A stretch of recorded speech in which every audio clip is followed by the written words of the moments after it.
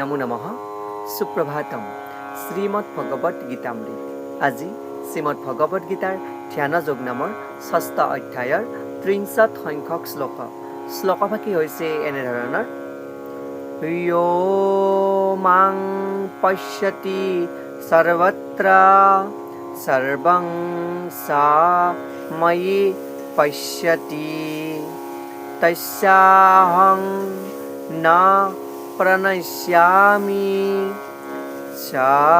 চা মে ন প্ৰণশ্যতি। এই বিশিষ্ট শ্লোকভাষীৰ বক্তা হৈছে শ্ৰীমদ ভগৱত শ্ৰীকৃষ্ণ।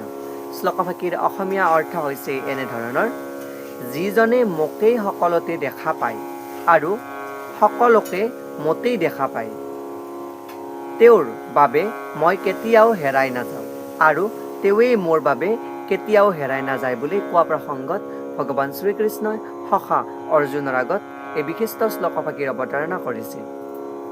আৰু ইয়াতে উল্লেখ কৰিছে যে ভাষ্যকাৰে কৃষ্ণ ভাৱনা সম্পন্ন ভক্ত এজনে সদায়ে ভগৱান কৃষ্ণতে সকলো দেখা পায় আৰু সকলো বস্তু কৃষ্ণতে সমৰ্পিত হয় বা কৃষ্ণৰ তাতে সমস্ত আধাৰ বুলি তেওঁ বিশ্বাস কৰে।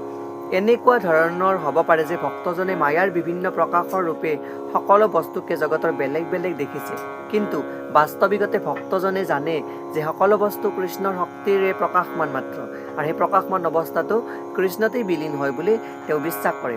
এইটোৱেই হৈছে কৃষ্ণ ভাৱনাৰ মূল তত্ত্ব। কৃষ্ণৰ প্ৰেম বিকাশেই হৈছে এই অৱস্থাৰ ভক্তই নিজৰ আত্মাৰ স্বৰূপ উপলব্ধি কৰাৰ এটি বিশিষ্ট উপলব্ধি। আৰু সেই যি কৃষ্ণৰ উপলব্ধি, সেই বিশিষ্ট মূল তত্ত্ব, সেই বিশিষ্ট মূল তত্ত্বটোৰ কৃষ্ণ ভাৱনামৃতৰ যিটো স্তৰ, আনকি জড়জাগতিক মুক্তিতকৈও ই ঊৰ্ধত। আৰু সেই প্ৰসংগত এটি সুন্দৰ শ্লোকৰ উপস্থাপন কৰিছে, যি শ্লোকভাষী ব্ৰহ্ম সংহিতাৰ ৫ম অধ্যায়ৰ ৩৮ সংখ্যক শ্লোক। এই শ্লোকভাষী হৈছে এনেধৰণৰ: প্ৰেমাঞ্জনসুদিত ভক্তি বিলোচনেন সন্তঃ সদৈৱ হৃদয়েষু বিলোকয়ন্তি য়াং শ্যাম সুন্দৰমচিন্ত্য গুণস্বৰূপং গোবিন্দমাদি পুৰুষং তম অহং ভজামি। অৰ্থাৎ মই সেই আদিপুৰুষ গোবিন্দক ভজন কৰোঁ, যিজনাক ভক্তই প্ৰেমৰ কাজল সনা চকুৰে সদায় নিত্য শ্যামসুন্দৰ ৰূপত নিজৰ হৃদয়তে দেখা পায়। আৰু এই অৱস্থাত ভগৱানৰ কৃষ্ণ কেতিয়াও ভক্তৰ দৃষ্টিৰ পৰা আঁতৰি নাযায় বা ভক্তজনো কেতিয়াও ভগৱানৰ দৃষ্টিৰ পৰা আঁতৰি নাযায় বুলি ইয়াতে উল্লেখ কৰিছে।